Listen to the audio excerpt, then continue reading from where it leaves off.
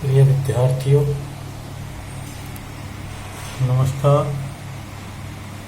कक्षा 8 हिंदी वसंत, पहला पाठ ध्वनि कविता। ध्वनि कविता के कवि रचनाकार का नाम सूर्यकांत त्रिपाठी निराला है।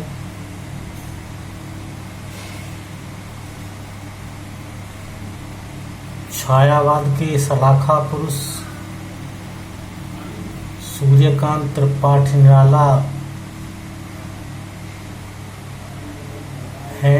इनके काव्य दर्शन पर स्वामी रामकृष्ण परमहंस और स्वामी विवेकानंद के दर्शन से प्रभावित हैं। प्रस्तुत कविता में कवि ने प्रकृति के प्रति मानवीय संवेदना व्यक्त की है। कवि की उपवन में अभी अभी वसंत आया है। वह अपने स्वप्निल कोमल हाथों से अलसाई कलियों पर हाथ फेरते हुए प्रभात के आने का संदेश देना चाहता है। वह उन्हें उन कलियों को जगाना चाहता है और प्रसन्नतापूर्वक अपने जीवन के अमृत से सींचकर हरा भरा करना चाहता है। अभी न होगा मेरा अंत, अभी अभी तो आया है मेरे वन में मृदुल बसंत। अभी न होगा मेरा अंत, अभी न होगा मेरा अंत, अभी अभी तो आया है मेरे वन में मृदुल बसंत। अभी न होगा मेरा अंत। हरे हरे ये पात डालियां कोमल गात, मैं ही अपना स्वप्न मृदुल कर फेरूंगा निद्रित कलियों पर, जगाए प्रत्यूष मनोहर।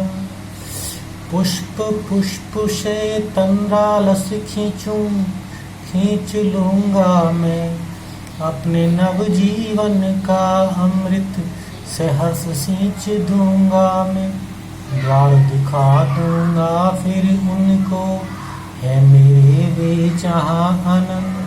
अभी न होगा मेरा अंत, अभी न होगा मेरा अंत, अभी अभी तो आया है मेरे वन में मृदुल वसंत। अभी न होगा मेरा अंत, अभी न होगा मेरा अंत, अभी अभी तो आया है मेरे वन में मृदुल वसंत। अभी न होगा मेरा अंत। हरे हरे ये पात डालियां कलियां कोमल गात, मैं ही अपना स्वप्न मृदुल कर फेरूंगा निद्रित कलियों पर, जगा एक प्रत्यूष मनोहर। इस पद्यांश में जो कठिन शब्द आए हैं उनके बारे में थोड़ा अध्ययन करेंगे। मृदुल का अर्थ होता है नरम, नम्र, कोमल। पात का अर्थ होता है पत्ते। कोमल का मतलब अर्थ होता है मुलायम। गात का अर्थ होता है शरीर और कर का अर्थ होता है हाथ। निद्रित का अर्थ होता है नींद में डूबी हुई। प्रत्यूष का मतलब होता है प्रातः काल। तो प्रस्तुत काव्य पंक्तियां वसंत भाग 3 में संकलित ध्वनि नामक कविता से ली गई हैं। इसके रचयिता सूर्यकांत त्रिपाठी निराला हैं। इन पंक्तियों में कवि सुंदर प्रभात बेला में नींद से अलसाई कलियों को जगाने का वर्णन करता है। अभी न होगा मेरा अंत, अभी अभी तो आया है मेरे वन में मृदुल बसंत। अभी न होगा मेरा आत्मविश्वास से भरपूर कवि अत्यंत विश्वास के साथ कहता है कि अभी उसका अंत नहीं होगा। इस विश्वास का कारण बताते हुए वह कहता है कि उसके जीवन में अभी अभी नए और कोमल वसंत का आगमन हुआ है। इस वसंत के आगमन से उसका वन हरा भरा हो उठेगा। इससे कवि का जीवन भी खुशियों से भर उठेगा और उसका अभी अंत भी नहीं होगा। हरे हरे ये पात डालियां कलियां कोमल गा, मैं ही अपना स्वप्न मृदुल कर फेरूंगा निद्रित कलियों पर, जगा एक प्रत्युष मनोहर। वसंत के आने से पेड़ पौधों में हरे हरे पत्ते, नई डालियां और कलियां आ जाने से उनकी कोमलता बढ़ गई है। अर्थात पत्ते, कलियां, टहनियों के अभाव में ये पेड़ कितने कठोर से लगते हैं। अब तो ये पेड़ कोमल शरीर वाले हो गए हैं। रात भर सोने के कारण नींद से बोझिल इन कलियों पर कवि अपने स्वप्न भरे कोमल हाथों को फेरना चाहता है। ऐसा करके वह इन कलियों को जगाते हुए एक नए मन भावन प्रभात का संदेश देना चाहता है। तो जो ये पद्यांश है, कविता है, इसमें अभी अभी और हरे हरे जो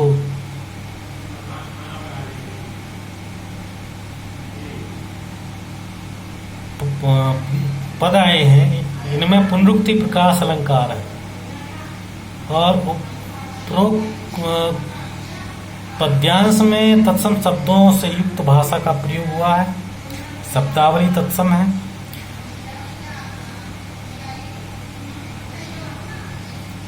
पुष्प पुष्प से तंद्रालस लालसा खींच लूंगा मैं, अपने नवजीवन का अमृत सहज सींच दूंगा मैं, द्वार दिखा दूंगा फिर उनको, है मेरे वे जहां अनंत अभिनय होगा मेरा। तो इस पद्यांश में, कविता में, काव्य पंक्तियों में जो कठिन शब्दार्थ आए हैं उनको मैं बताना चाहूंगा। तंद्रालस का मतलब होता है नींद के फल स्वरूप होने वाला आलस्य को तंद्रालस कहते हैं। लालसा का अर्थ होता है इच्छा। नव का मतलब होता है नया, नवीन। सहर्ष का मतलब होता है खुशी, खुशी।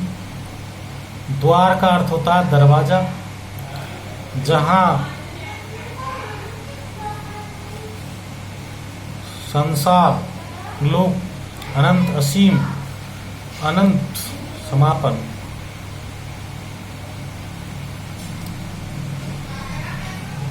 इन पंक्तियों में कवि नींद से बोझल तंद्रा में डूबी कलियों को जगाने और अपने जीवन अमृत से सींचकर हरा भरा करने का वर्णन करता है।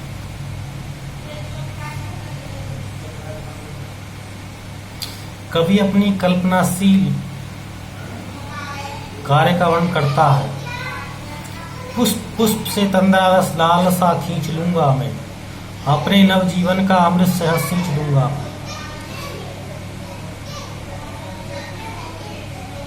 कवि अपने कल्पनाशील कार्य का वर्णन करते हुए कहता है कि कलियां नींद से बोझल और तंद्रा से उत्पन्न आलस्य से डूबा रहना चाहती हैं।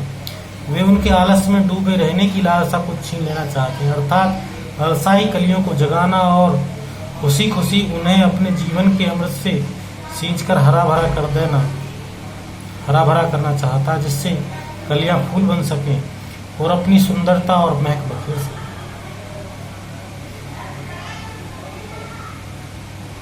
द्वार दिखा दूंगा फिर उनको, है मेरे वे जहां अनंत अभिनय होगा मेरा। इस प्रकार हरी भरी रंगीन कलियां और खिले फूलों को कवि वह दरवाजा दिखाना चाहता है जहां उसके जीवन का असीम संसार फैला हुआ है। इससे उसके जीवन का उपवन भी फूलों से भर उठेगा। इस तरह उसका अभी अंत नहीं होगा। तो इस पद्यांश में पुष्प पुष्प में पुनरुक्ति अलंकार है। पुनरुक्ति अलंकार वहाँ होता है जहाँ एक ही शब्द को बार बार रखा जाता है। नवजीवन का अमृत में रूपक अलंकार है, जहाँ उपमेय में उपमान का भेद सहित आरोप हो वहाँ रूपक अलंकार होता है।